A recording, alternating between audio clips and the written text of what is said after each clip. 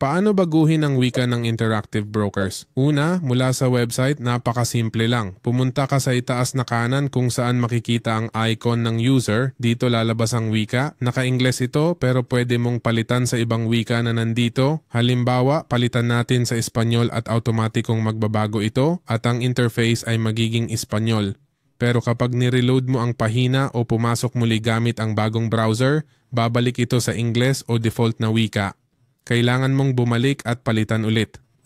Mula sa app, halos pareho lang. Pumasok ka sa app, pumunta sa itaas na kaliwa kung saan makikita ang menu na may 3 linya sa tabi ng logo ng Interactive Brokers at lalabas ang option na ito.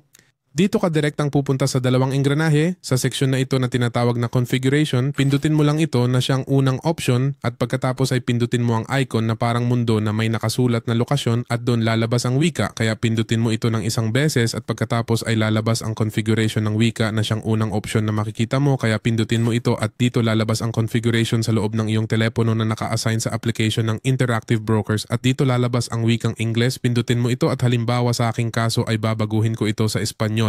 Kapag natapos mag-load, isara lang natin ang app at buksan ulit. Dito, naglo-load na at makikita mo na ang lahat sa wikang pinili ko. Tingnan mo na isalin na ito at lumalabas na sa Espanyol. Kung gusto mong ibalik ang pagbabago at palitan ulit ang wika, bumalik ka lang sa lokasyon, setting ng wika at ilagay ulit sa Ingles. Pagbalik sa app, automatikong mare-refresh ito, maglo-load ulit at makikita mo ulit ito sa wikang pinili mo. Halimbawa dito ay lumalabas na lahat sa Ingles.